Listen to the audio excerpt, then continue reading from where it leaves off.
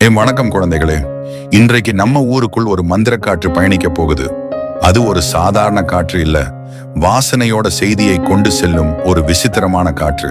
பாருங்க, இந்த சிறிய மல்லிகை பூ, அதிலிருந்து எழும் வாசனை வானத்தில் கலந்து ஒரு மணவெள் தூதராக மாறுது.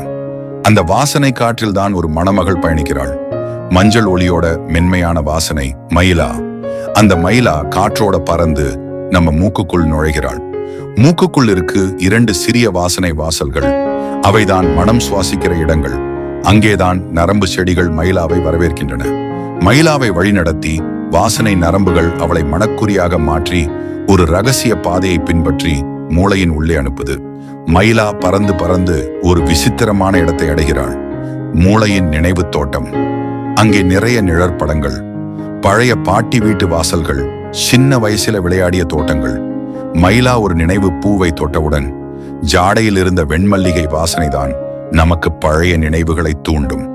அந்த வாசனை ஒரு நிமிஷத்தில் நம்ம சிறு வயசை மீண்டும் நமக்கு நினைவூட்டுது. அது ஒரு கோடை மாலை, பாட்டி நமக்காக பூந்தோட்டத்தில் மல்லிகை கோர்வது. வாசனை மட்டுமில்ல, அதோடு வந்த நம்ம பாட்டியின் சிரிப்பும், மழையின் சுழலும், மகிழ்ச்சியும். மயிலாவின் பயணம் முடிந்தாலும் அவளோடு வந்த வாசனை நம்ம உள்ளத்தை தொட்டு போகிறது. அதனால்தான் சில வாசனைகள் நம்ம இதயத்துக்குள் இன்னும் உயிரோடு இருக்கிறது. வாசனை என்பது நினைவுகளை தூண்டும் ஒரு மந்திரம் போல.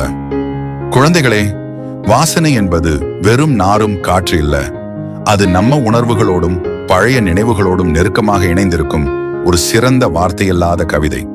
அதனால்தான் ஒரு வாசனை நம்மை சிரிக்க வைக்கும், சில நேரம் கண்ணீர் வடிக்கவும் செய்கிறது. இனி எப்போதாவது ஒரு வாசனை உங்கள் மூக்கை தொட்டால் நிமிடங்கூட யோசிங்க, அது எந்த நினைவுகளோட வந்திருக்கும் என்று.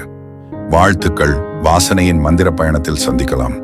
மனம் உணர்வுகளை எழுப்பும் மந்திரம்.